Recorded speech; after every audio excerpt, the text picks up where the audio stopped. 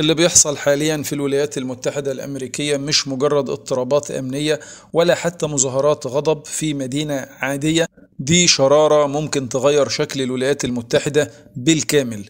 شيكاغو، المدينة اللي كانوا بيسموها زمان مدينة الرياح، حاليا أصبحت مدينة النيران. نيران مش بس في الشوارع لكن كمان في السياسة وفي الدستور وفي قلب البيت الأبيض نفسه. لأول مرة من سنين طويلة جدا رئيس أمريكي يصدر أوامر بتدخل عسكري فيدرالي في ولاية ضد رغبة حاكمها. ترامب قرر ينزل الحرس الوطني للشوارع، وحاكم إلينوي بيصرح علنا إن اللي بيحصل ده مش مسألة أمن، دي مسألة سلطة.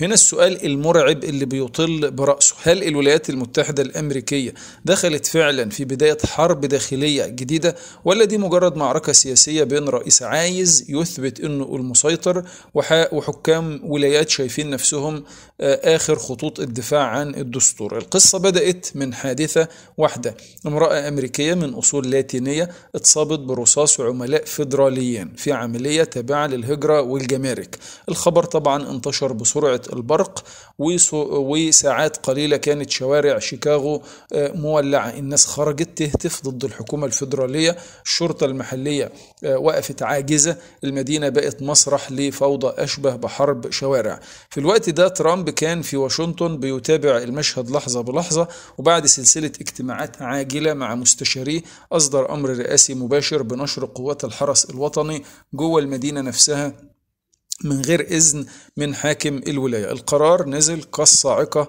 على حكام الولايات الديمقراطيين. الكل شاف إن دي سابقة خطيرة، إن الرئيس يستخدم الجيش الفيدرالي ضد مدنيين أمريكيين في ولاية مش راضية عن القرار. لكن ترامب ما اهتمش، طلع في مؤتمر صحفي وقال بصوت حاد جدا: مش هسمح بتحويل المدن بتاعتنا لساحات فوضى يسارية، وهستخدم كل سلطتي أن أنا أحمي القانون والنظام.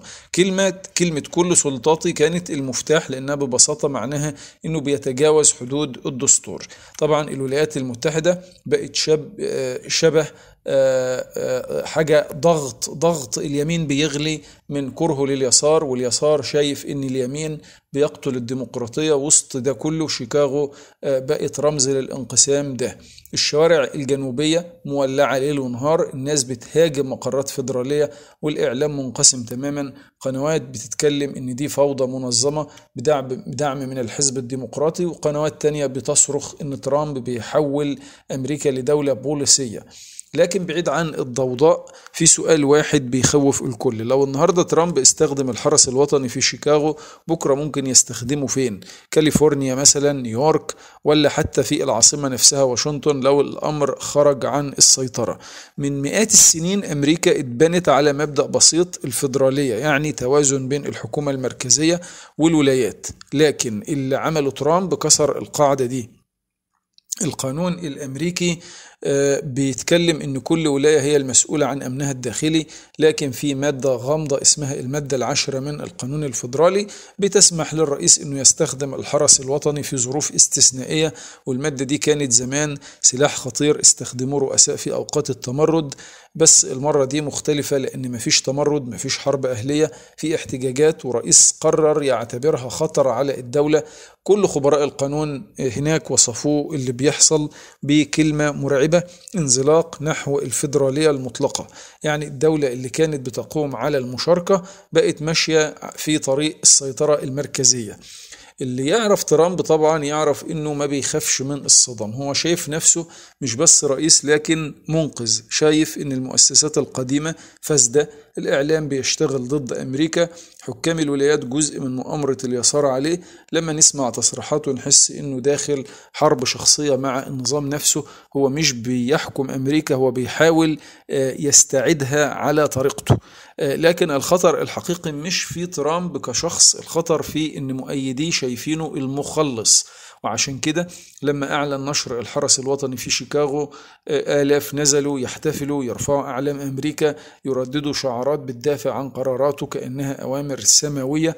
في المقابل آلاف تانية نزلت تهتف ضده: الدكتاتور مش هيحكمنا، أمريكا مش ثكنة عسكرية. كل القنوات تعتبر شغالة، المذيعين بيصرخوا، التقارير بتتكلم عن اشتباكات، حرائق، إصابات، لكن ولا حد قادر يجاوب على السؤال الأهم: هو اللي بيحصل ده بداية نظام جديد ولا بداية النهاية للحلم الأمريكي؟ في بعض المدن التانية بدأت مظاهرات تضامن مع شيكاغو، لوس أنجلوس، سياتل، أتلانتا، كلها بتشهد موجات غضب. وفي الكونجرس الديمقراطيين بيجهزوا لمساءلة جديدة للرئيس، بينما الجمهوريين بيقولوا هو بيحمي القانون، انتم اللي بتدافعوا عن الفوضى. المشهد بقى محزن، الدستور بيتكسر على الهواء مباشرة، وكل طرف شايف نفسه هو اللي معاه الحق. اللي بيحصل النهاردة هو نتيجة تراكم سنين من الكراهية والانقسام، من أول احتجاجات حياة السود المهمة لحد اقتحام الكابيتول، وأخيرا شيكاغو اللي ولعت الشرارة الجديدة.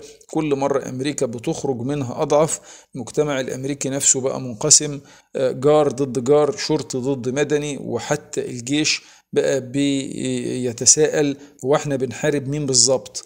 اللي كان زمان بيقال عن الشرق الأوسط من فوضى وانقسامات، النهاردة العالم كله بيشوفه في أمريكا نفسها. تحليلات كتير بتتكلم عن أن اللي بيحصل مش لحظة عابرة، دي بداية تحول جذري في النظام الأمريكي. لو استمر تدخل الفيدراليين في شؤون الولايات، يبقى أمريكا بتفقد واحدة من أهم ركائزها، الاستقلال المحلي. وفي سيناريوهات بتقول حاليا ان في مراكز للابحاث ان بعض الولايات ممكن توصل لمرحله العصيان الدستوري، يعني ببساطه ترفض تنفيذ اوامر ترامب، وساعتها المواجهه مش هتكون سياسيه بس، ده هتكون ميدانيه. يعني اللي بيحصل في شيكاغو مش مجرد أزمة أمنية، دي علامة على أن الدولة كانت دايما رمز للحرية، لكنها حاليا بتعيش صراع على السلطة والهوية. ترامب بيتكلم انه بيحارب الفوضى، لكن خصومه شايفينه انه هو اللي بيخلقها، وفي النص المواطن الامريكي واقف تايه، مش عارف يسمي اللي بيحصل استعادة النظام ولا انقلاب ناعم. النهاردة من شيكاغو الشرارة اشتعلت، بس السؤال اللي محدش عارف يجاوب عليه حتى اللحظة: هل الحريق هيفضل في مدينة واحدة ولا النيران هتجري في شوارع أمريكا بالكامل؟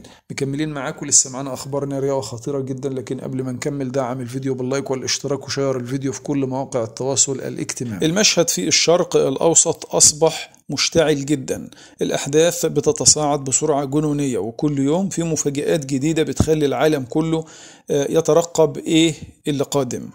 اليمن وصنعاء، حركة أنصار الله الحوثيين أعلنوا عن هجوم مباغت بالصواريخ الانشطارية على عاصمة الكيان، صواريخ فرط صوتية من طراز فلسطين 2 متعدد الرؤوس، انطلقت في عملية وصفت إنها من أخطر الضربات اللي تعرض لها الكيان من بداية الحرب. البيان العسكري الحوثي كان واضح جدا، العملية إنها نجحت وحققت أهدافها بالفعل. لكن هنا المفاجأة: الإعلام العبري كشف أن المملكة العربية السعودية والأردن شاركوا بالفعل في اعتراض الصواريخ قبل وصولها لأجواء تل أبيب. في نفس التوقيت يقال أن الرياض بتدفع للحوثيين مبالغ علشان يتجنبوا استهداف المنشآت الحيوية بالمملكة. يعني المشهد أصبح معقد جدا، تحالفات متشابكة ومصالح متعارضة. في واشنطن طلع تصريح مثير للجدل من أحد المسؤولين العسكريين الأمريكيين، بيتكلم إنهم رصدوا طائرة مسيرة يمنية غريبة الشكل بتطير بسرعة عالية وبحركة أسطوانية كأنها بتستخدم تكنولوجيا فضائية. الإعلام الأمريكي يعني اتريق وبيقول إن دي مبالغة، لكن الكونجرس اضطر ينشر فيديو متصور بالأقمار الصناعية يوضح المسيرة دي. الموضوع ما وقفش عند كده، في عدن والجنوب اليمني اتسرب خبر عن زيارة وفد عبري أمريكي للقاء مسؤولين في المجلس الانتقالي الجنوبي.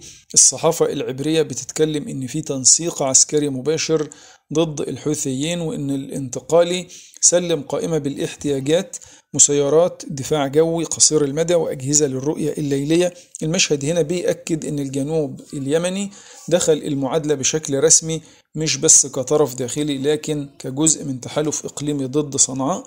وطبعا كلنا عارفين ان في صعوبة سواء للكيان او للولايات المتحدة الامريكية انها تخطي باقدامها على الاراضي اليمنية. واللي لازم نفهمه كويس ان اليمن مش مجرد ساحة حرب عادية، دي ارض صعبة، طبيعة جبلية، وعرة جدا، بتدي للحوثيين قوة دفاعية تكاد تكون استثنائية. الجبال هناك مش بس تضاريس، لا دي حصون طبيعية بتخلي أي هجوم جوي أو بري ضدهم أشبه بالمستحيل. الطيران الحربي ممكن يقصف، لكن الجبال بتبلع الضربات، والأنفاق اللي محصنين بيها مواقعهم بتخليهم يقدروا يتحركوا ويتواروا بدون ما يتأثروا. القوات اللي حاولت قبل كده تدخل عمق الجبال اليمنية من تحالفات كبيرة وقوى مدججة بالسلاح اكتشفت ان المعركة هناك مش متكافئة.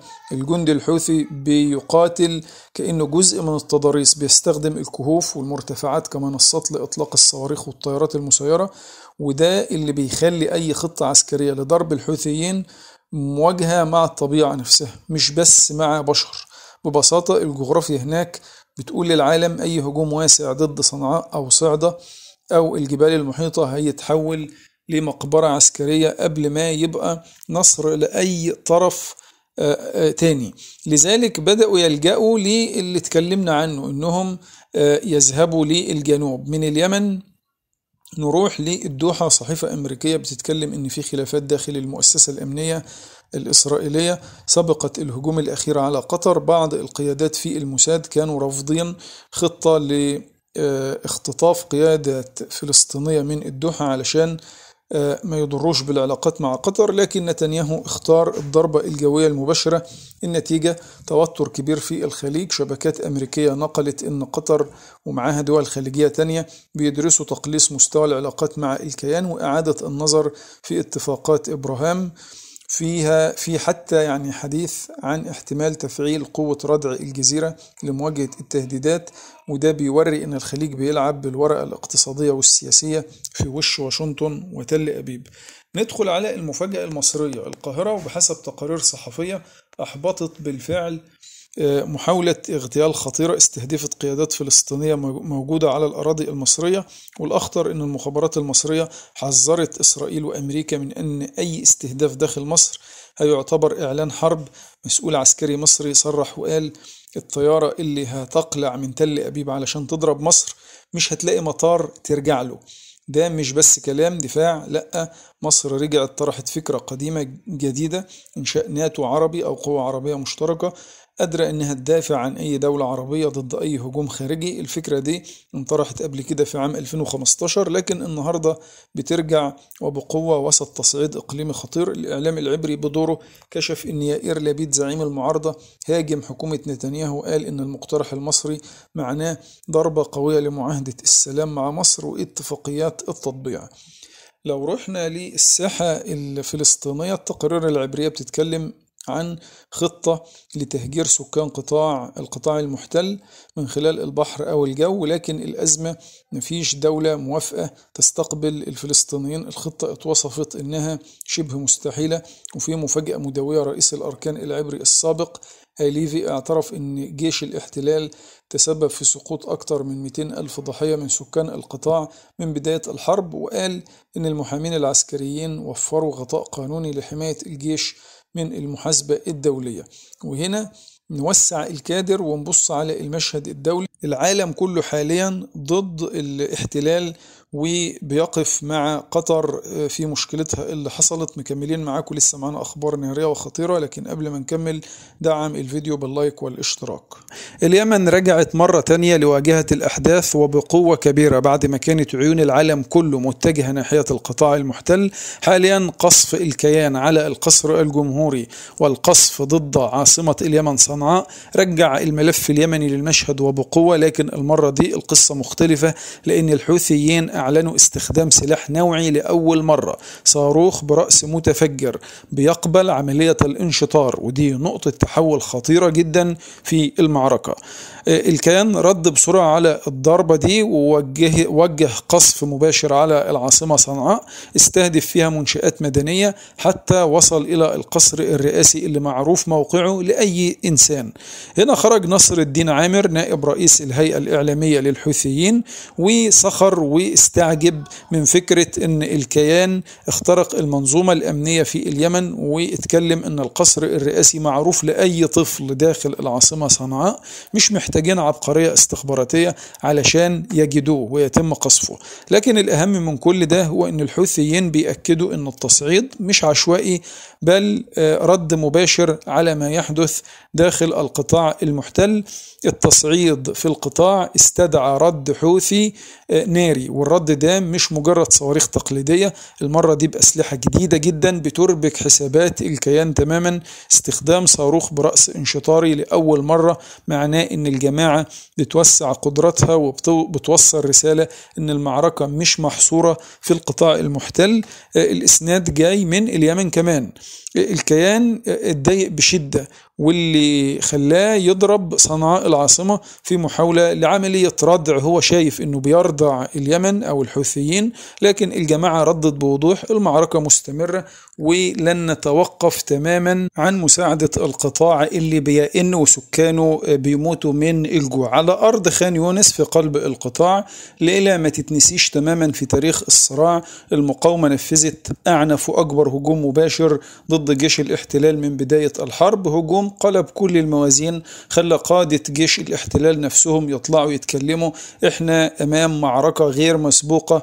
حتى روني بن شاي الخبير الاستراتيجي للمحتلين وصف اللي حصل انه ضربة اطاحت باقوى وحدات النخبة. السؤال حاليا ازاي اتعملت العملية دي وايه اللي حصل خطوة بخطوة جوه الميدان. الحكاية بتبتدي مع اول خطوط الفجر، انفجار بيهز منطقة خان يونس، دبابة ميركافا تابعة للاحتلال بتنفجر في لحظة، وبعدها وراها سلسلة انفجارات تانية بتولع في باقي الدبابات. الجنود والضباط بيتفاجئوا بالنار محاصرهم من كل اتجاه، وفي اللحظة اللي حاولوا يهربوا فيها من أبراج الدبابات الرصاص كان مستنيهم قناصة. حصدوا قادة التمركز واحد وراء التاني. الصدمة الأكبر إن كل دبابات اللواء لواء الاحتلال كافير اتعطلت خلال 20 ثانية فقط. الجنود ما بين نار جوه الدبابة ورصاص حواليهم في الميدان. قائد التمركز حاول يستدعي دعم، لكن المقاومة كانت سابقة بخطوات، ولما وصلت القوة الثقيلة علشان تنفذ ما تبقى، واحد من مقاتلي المقاومة فجر نفسه وسطهم، خلى القوة كلها تتحول لركام. النتيجة إبادة نص لواء كافير تقريبا بكل معداته وضباطه وجنوده بكل ما فيه. العملية مش بس معركة، دي رسالة الإرادة، الإيمان أقوى من أي تفوق عسكري أو تكنولوجي. بالتوازي الاحتلال بدأ ينفذ خطة جدعون 2 لمسح أحياء كاملة من القطاع، واستدعت 60,000 مجند احتياطي. حتى يعني مصر دخلت المشهد بقوة، حشدت أكثر من 40,000 جندي في شمال شبه جزيرة سيناء، ومعهم مدرعات وأنظمة دفاع جوي، وأكدت أن سيناء مش وطن بديل لسكان فلسطين. في نفس التوقيت رئيس حكومة الاحتلال رافض أي مبادرة للتهدئة، رغم أن نفس البنود وافق عليها قبل عام في مبادرة أمريكية شبيهة. ده بيكشف أن الهدف مش التهدئة ولا السلام، الهدف هو تهجير سكان القطاع وفرض السيطرة بالقوة عليه. اللي بيحصل في منطقة خان يونس في قلب القطاع دي طبعا مش مجرد معركة اللي بنحكيه وبنتكلم عنه، دي تعتبر رسالة واضحة جدا ان الاحتلال موجود ومصر على خطته وخريطته، وان المقاومة رغم قلة الامكانيات تستطيع انها تقلب الطاولة في اي لحظة. ومع كل فجر جديد بيثبت سكان القطاع انهم مش هيستسلموا، وان المعادلة عمرها ما كانت بعدد الدبابات، لكن دايما كانت وهتفضل بإيمان المقاتلين بقضيتهم فقط، سواء سكان القطاع المحتل او من اقصى جنوب البحر الاحمر سكان اليمن اللي عاملين شبه حالة من الكردون والحصار على الكيان وعلى من يسكن الأراضي المحتلة.